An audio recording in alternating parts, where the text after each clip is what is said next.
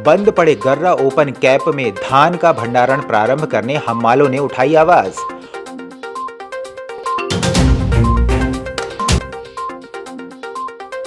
मछली मार रहे प्रौढ़ को तेंदुए ने हमला कर बनाया शिकार।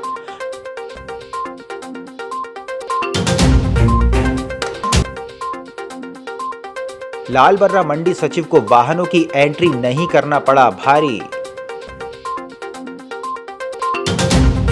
जिला हमाल मजदूर महासंघ बालाघाट द्वारा बंद पड़ी गर्रा ओपन केप में धान का पुनः भंडारण प्रारंभ किए जाने की मांग को लेकर सोमवार को कलेक्ट्रेट पहुंचकर कलेक्टर डॉक्टर गिरीश कुमार मिश्रा को ज्ञापन दिया गया। इस संबंध में गर्रा कैप गोदाम के मुकदम उमाशंकर लेल्हारे ने बताया कि हमारे 150 हमाल विगत 15 वर्षों से गर्रा गोदाम और ओपन केप में धान भंडारण व उठाव का काम करते थे, जो गत 3 वर्षों से बंद पड़ा हुआ है, जिसके चलते सभी हमालों को रोजी रोटी के लिए भटकना पड़ता है। उन्होंने कलेक्टर से मांग की है कि शीघ्र केप में धान का भंडारण प्रारंभ करने गुहार लगाई है। मांग पूरी नहीं होने पर हम्मालों ने आंदोलन करने की चेतावनी दी है।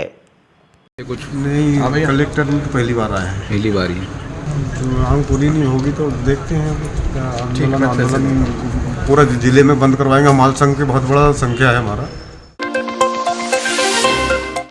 लामता विकास परियोजना निगम के अंतर्गत ग्राम धापेवाड़ा में खेत कछार के समीप नदी में मछली मार रहे 50 वर्षीय प्रौढ़ को तेंदुए ने हमला कर अपना शिकार बना लिया। मृतक ग्राम घापेवाड़ा वार्ड क्रमांक 3 निवासी प्रताप पिता बैसाखू उइके है। प्राप्त जानकारी के अनुसार मृतक प्रताप गांव के ही शांतिलाल नागपुरी के खेत कछार को अधिया में लेकर खेती बाड़ी का कार्य करता था, जो रोज की तरह सोमवार की सुबह करीब 6 बजे खेत गया था। खेत के समीप ही नदी घाट में छड़ी से मछली मारने बैठा था, तभी प्रताप को तेंदुए ने हमला कर मौत के घाट उतार दिया। जब मृतक की पत्नी बुद्धोबाई खेत पहुंची तो पति दिखाई नहीं दिया, जिससे वह नदी किनारे गई, जहां पर प्रताप का शव लहूलुहान पड़ा हुआ दिखाई दिया, जिसकी सूचना महिला ने गांव में आकर दी, जिससे ग्रामीण जन मौके पर पहुंचे और इसकी सूचना वन अमला व पुलिस को दी गई।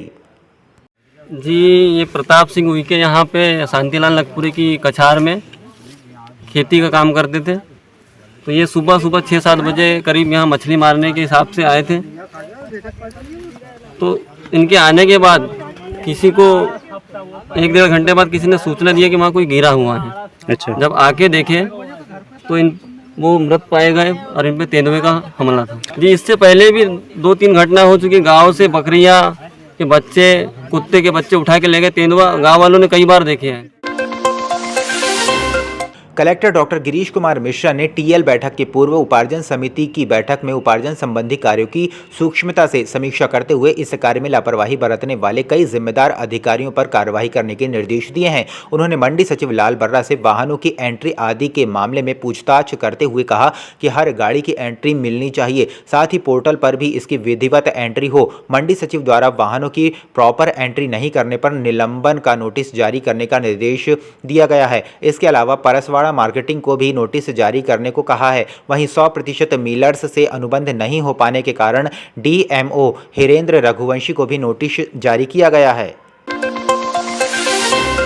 समर्थन मूल्य पर धान उपार्जन के लिए जिले में 185 खरीदी केंद्र बनाए गए हैं। कलेक्टर डॉक्टर गिरीश कुमार मिश्रा द्वारा सभी उपार्जन केंद्रों पर किसानों तथा खरीदी संबंधी सभी आवश्यक व्यवस्थाएं सुनिश्चित करने पर जोर दिया जा रहा है। सोमवार को बैंक सीईओ आरसी पटेल द्वारा भरवेली और अमेड़ा के खरीदी केंद्रों का निरीक्षण किया गया। इस दौरान श्री पटेल ने बारदानों के वितरण के अलावा विभिन्न पंजियों के संधारण की जानकारी ली। वहीं इन्होंने किसानों की कुल पंजीयन की तुलना में गत वर्ष में हुए पंजीयन, ऋण प्रविष्टि और वसूली की स्थिति को लेकर जानकारी संबंधित संस्था प्रबंधक डाटा ऑपरेटर से ली गई। इसके अलावा क्षेत्र के बड़े किसानों की सूची अनुसार मौके में जाकर निरीक्षण के निर्देश दिए।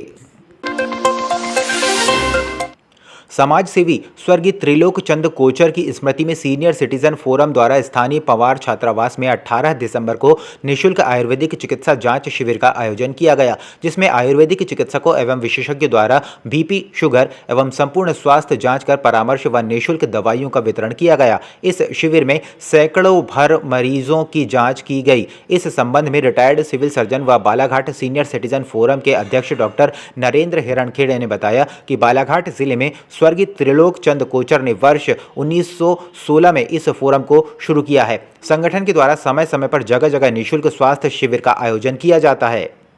सीनियर सिटीजन फोरम जो है बालाघाट जिले में श्री कोचरचंद जैन रेणुकचंद जी कोचर के निर्देशानुसार सन 1916 से शुरू किया है। हम लोग विभिन्न जगह जगह कैंप करते जाते हैं। इस प्रकार के कैंपों में मरीजों की जो मरीज यहाँ आते हैं उनकी निःशुल्क जांच, ब्लड प्रेशर, शुगर, ECG वगैरह सब प्रकार की जांच करते हैं तथा उपलब्ध दवाइयाँ उनको निःशुल्क दी जाती है।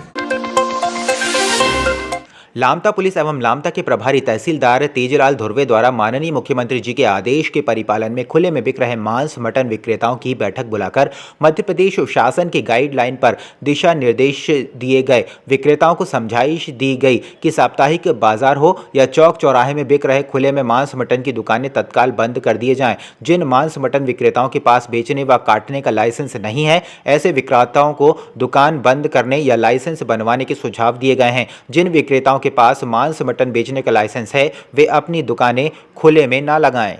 जो माननीय हमारे मुख्यमंत्री जी है उन्होंने घोषणा की थी कि मांस मटन अंडा विक्रय, जो मछली मटन है, ये जो खुले में जो विक्रय हो रहा है इस पर प्रतिबंध लगाया जाए। वो कैसे, मतलब अपना को मांस मटन बेचना तो है पर ऐसा नहीं कि उसको खुले में, ताकि आने जाने वाले उसको देखे या उससे जो खा रहा है तो ठीक है, जो नहीं भी खा रहा है उनके लिए भी खुले में बिक रहा है। तो उन्होंने आदेश किया इनको बेचे पर गोपनीय तरीके से, मतलब इसको पैक करके बेचे। मध्य प्रदेश शासन के द्वारा खुले में मांस विक्रय पर प्रतिबंधित किया गया है। उसी के तहत हम लोगों ने जो मांस विक्रय करने का काम जो करते थे उनको बुला करके इस बात के लिए आदेश किया है कि खुले में किसी भी प्रकार से मांस विक्रय न किया जाए और जिसके पास लाइसेंस नहीं है वो लाइसेंस के लिए आवेदन कर सकता है।